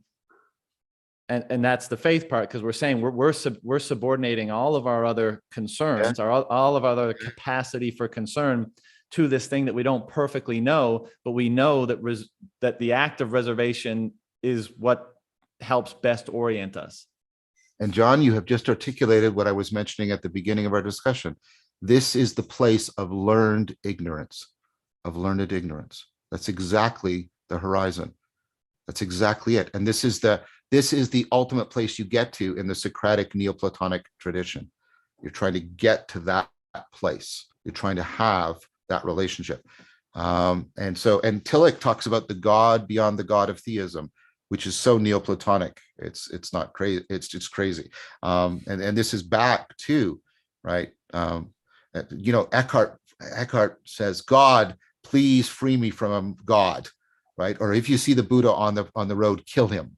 Right? It's a similar kind of idea, which is, but nevertheless, right? You have to meet the Buddha on the road, right? So what the traditions try to do is they try to have these two. They try to have a genuine opponent processing, not adversarial, between a cataphatic. I try to state it as clearly as I can, right? And you and I are doing that. But I have an apophatic. I always am putting this in service to and in reverence towards that which cannot be brought into the speech. The cataphatic and the apophatic are constant. But if you try to just do the apophatic on your own, there's no movement, because it's only by the cataphatic. It gives you the path to walk to where the macaque monkey is sitting on the precipice and looking in awe. But if you don't walk to the path, then the apophatic is just empty. But if you put the two together, it's like there's this path that's constantly unfolding. It's a weird metaphor. There's a path that's constantly unfolding, but at any place where you stop and look down, you realize that you're in front of a precipice. I feel like this might be where the notion, or at least, the idea of being humble before God, because that doing that, which you just described, we already kind of touched on courage earlier, and I think there's an element of that too, but also there's an element of humility. Like, I don't know necessarily precisely what I'm humbling myself to, but I recognize, one, that there is something worthy of me humbling myself to it, and the process of doing it requires me humbling myself as to not engage in the egocentrism or the total inward pointing perspective that you referred to before. Notice, I think that's deeply right. And notice how the word humiliation has lost its positive meaning for us. And we take it completely from an egocentric perspective as a totally disastrous thing to happen. Humiliation literally means making somebody humble, giving them humility. But we've turned that into a purely negative term. That tells you where we're at as a culture. I try to do a practice every day, like it's part of my ecology of practices. So I do it almost every day, in which I go through a stage where I'll say, about the world, there's lots I don't know. Like, pick up an object. I don't know. I actually don't know its mass. I don't know its chemical compound. I don't know its history. I don't know all the ways it can interact with other. Wow, there's so much I don't know. There's so much I shall never know because I'm finite. I mean, I'm locked in time and space and history. They may discover things about this rock that I didn't even know were possible.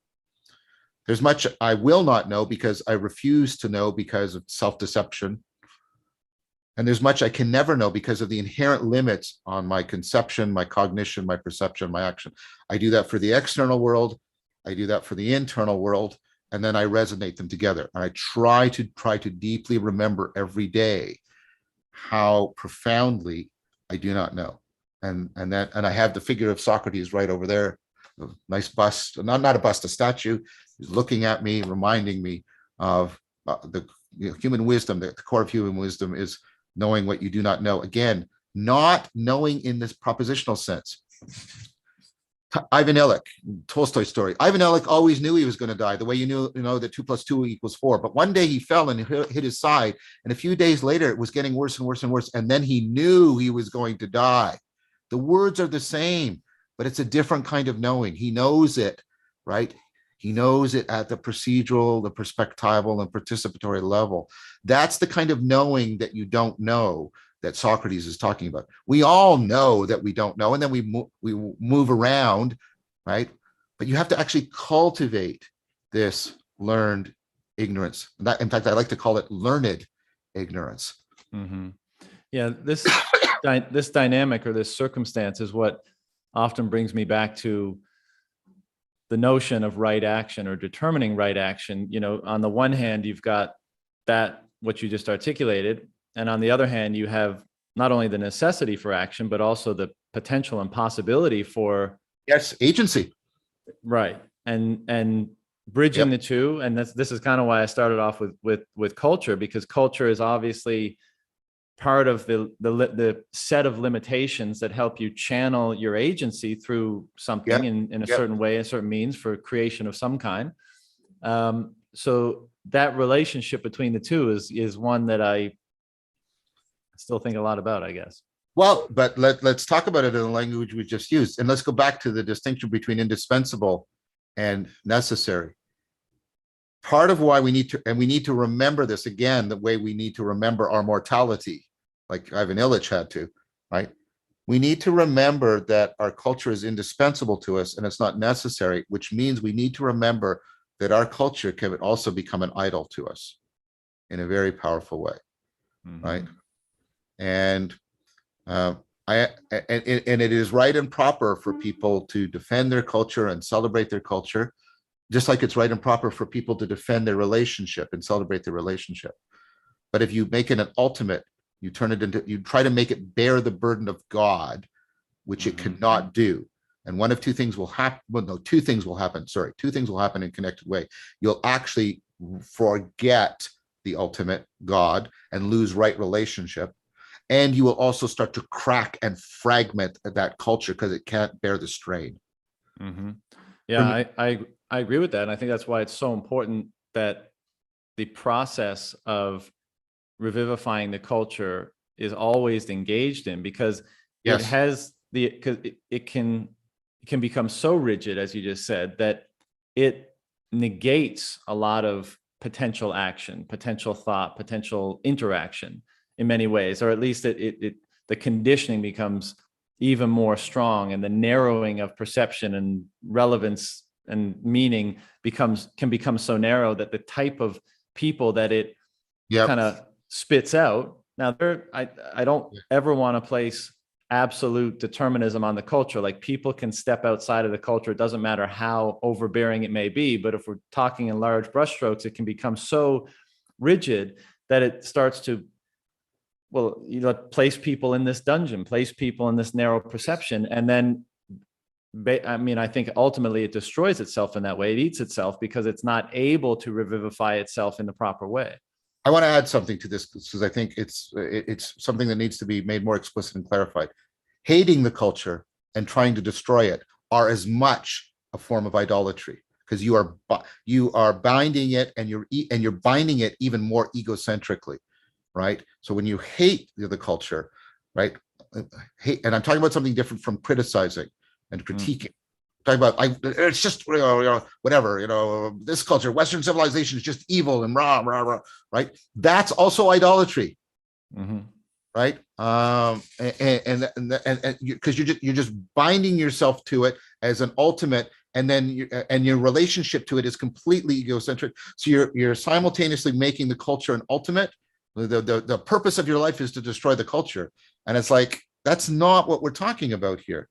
You and I hope, are talking about evolving the culture, variation and selection. Some things have to die, new things have to be given birth, right? And so I want to just be really clear when we're talking about idolizing the culture, that can be both. There's a positive and a negative form of that. You can be bound by hatred as much as you are bound by love. This is one of the great things that the wisdom traditions keep telling us. Hatred is not the opposite of love. Indifference is the opposite to love, and it's also the opposite to hatred. We've got the wrong model. Hatred is the inversion of love. It's the same machinery. It is a profound binding, but instead of it being agapic creation, it's egocentric destruction. But it is still a profound binding of yourself to something. It's an idolization. That's why, and this is Jesus of Nazareth and forgiveness. Some of your most profound idols are the things you hate the most deeply. And if you cannot forgive, this is one of my criticisms of Christianity. Oh, you have to believe in Jesus. When I read Jesus, what Jesus repeatedly says is this, and the Christian is going to get angry at me for this. So please give me some charity, please. Right?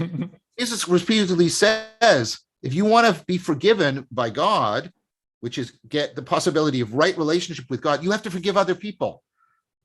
He repeatedly says that. And I think he's wise to say that, because as long as we are hating other people, we are we are turning them into idols, and we are bound to them in a way that severs the possibility of right relationship to what is ultimate. Totally agree. And, this is why, well, as we said in the last discussion, how the culture being founded on wisdom and virtue, or at least having those conversations that can constantly refine those ideas and how they should be imbued into the culture, is of the utmost importance. Yes. And I hesitate to ask you this with 10 minutes left in our conversation, but one of the things that I think about a lot, and the overly simplistic, I hesitate to even use it as an example because there's probably a lot of holes that can be poked in it, but the overarching question is, how should we define progress as a culture, as a global culture, et cetera? Because I think a lot of people would look at modernity, say we have iPhones and Netflix and airplanes, and so of course we're better off than Minoan Crete 4,000 years ago. Whereas if I kind of look at it and say, well, maybe the average lifespan was 20 years less, but they seem to live in a nice environment, and maybe they had a more properly constituted relationship with the divine, kind of the things we've been discussing already. Maybe they had more meaningful relationships with each other as a result. Yeah. So by what metric are we determining progress today? Because I think, largely speaking, one of the reasons why we're so willing to dismiss a lot of the traditions and wisdom along with it of the past is under a narrative of progress. We're progressing along, so we don't need to worry about that stuff that was developed before, because we're good, baby. But if, I think a lot of people are beginning to wake up and realize, well, if you look at a lot of the different elements of culture and life today, and I think this is, primary to your one of your major pieces of work is Awakening from the Meaning Crisis, so that it seems to be there's a lot of things bubbling up under the surface that are signaling, hey, things aren't so okay, and this progress narrative may not be as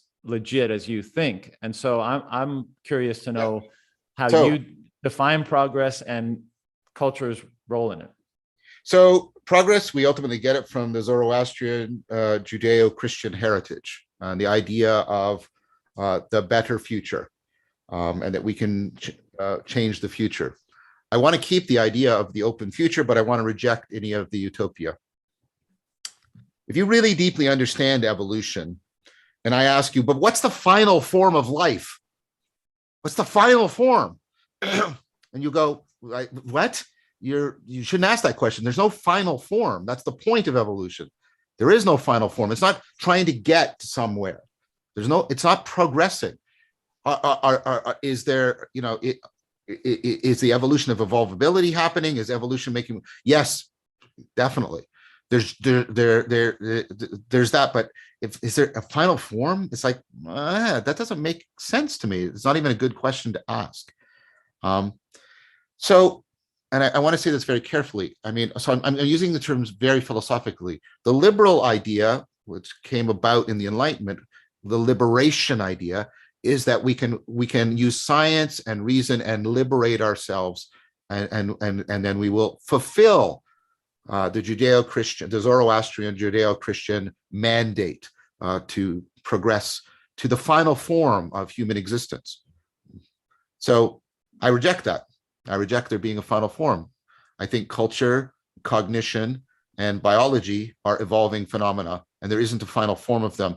And to think that there is to have a kind of hubris and to ignore Sellingbeck's point that believing that we've got the answers to these ultimate questions, I think is hubristic and immature.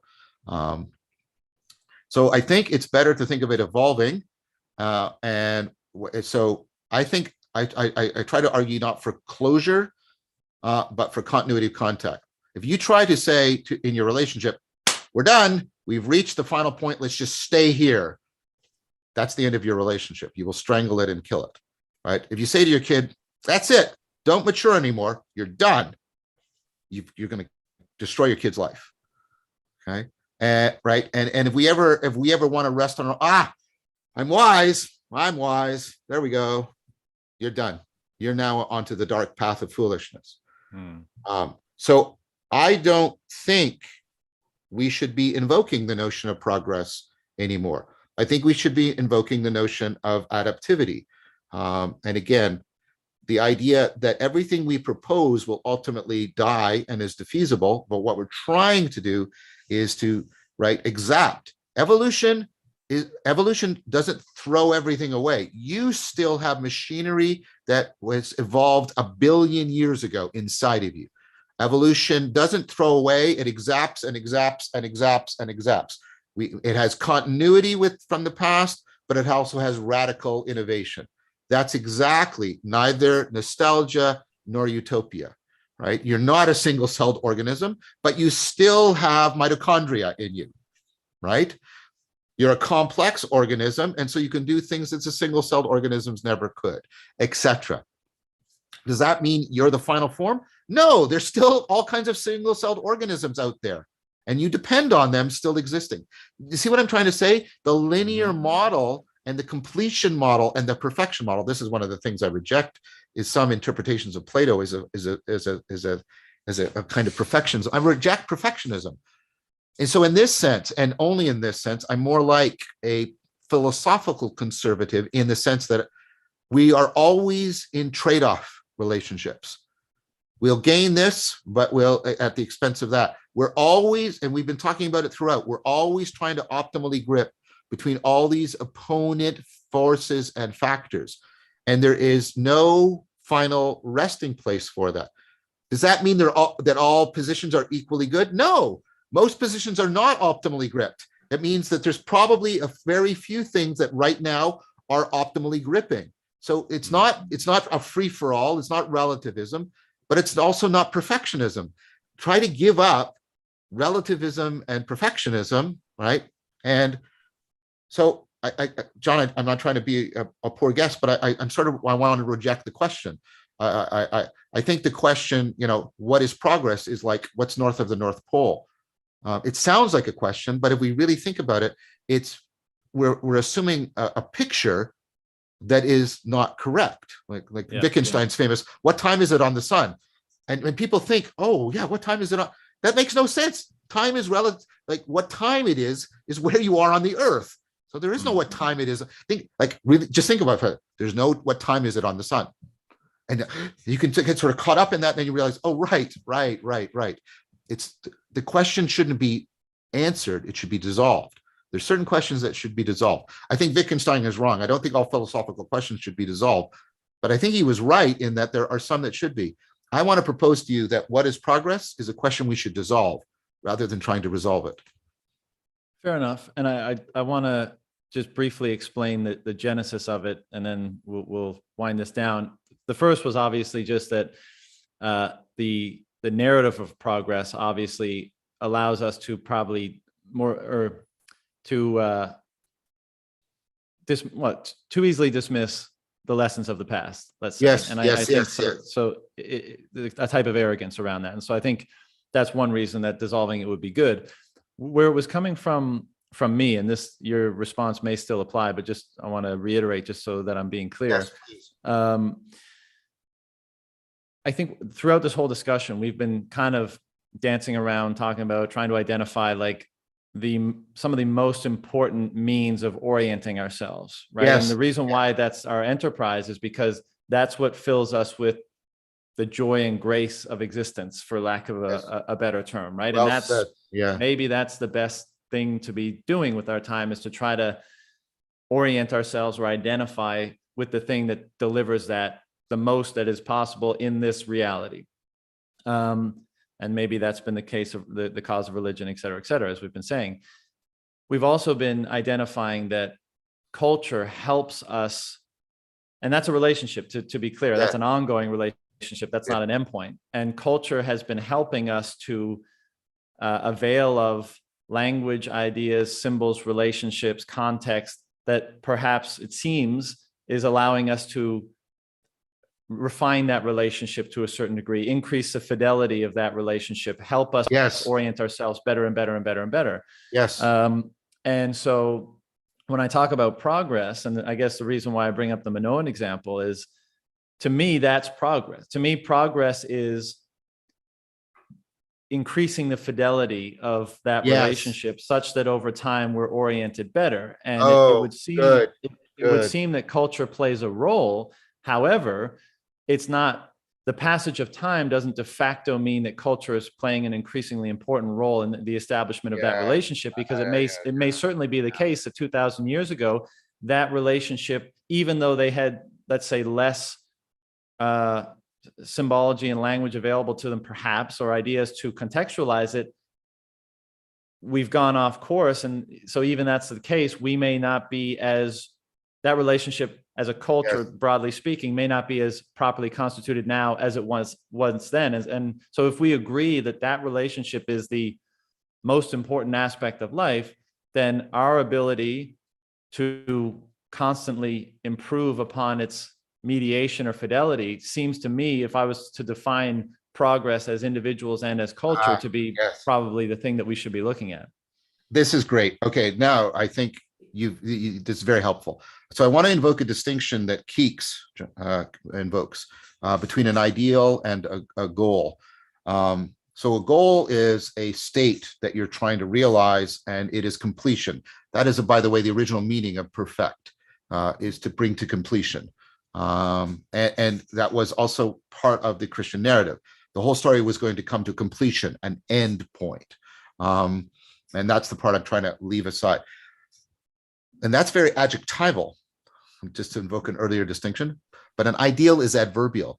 It's not where you're trying to go, it's how you're always doing whatever you're doing.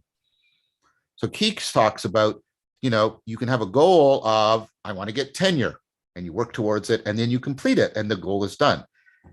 But honesty is not a goal. Honesty is an ideal. It's a way in which I'm always going to be doing everything, right? And insofar, and that's what I was trying to get at with the notion of continuity of contact. Like, I always want to be in right relationship with my partner, but I'm not trying to say this is where the relationship is going, in the sense of I'm trying to drive it towards this state. I'm trying, and I want to, in that sense, I want to fall in love with reality. I can make, if you'll allow me to bend it, I think we can progress adverbially in the ideals, but that bring us into a continuity of contact. So we have fidelity of right relationship. Yes, that I agree with, and I think that's fundamentally right. I think, in fairness to me, that is not typically how the notion of progress has been understood in the West. Sure, of course. Yeah, I mean, that's why I asked you what your definition was, because I think it's been, well, the current broadly accepted definition, I don't think it's serving us very well. Let's just put it that way. In fact, I would then still dissolve the question, and I want to replace the word. I want to replace it with, what is fidelity? What is right relationship? Mm-hmm. Yeah. And I think part of your enterprise, and as we discussed, like how we constitute or improve the ongoing becoming of a culture, is asking that question, is Yes. pursuing the conversations and the dialogue that allow us greater clarity on that question. And if we can do that and increase, we have to define it, but increase that relationship, the fidelity of that relationship, then that would seem to be evolution, if not progress, of what we're able to experience here. But there's another word for the increasing of fidelity and right relationship, and the word is love. That's the word we should be talking about. I guess we'll leave it there for today. Yes. I loved being here. Thank you very much, John. Me too, John. This was excellent. Thank you so much. And yeah, we'll be in touch and maybe put another one together when the time is right. I would love that. Thank you very much. All right, John, take care.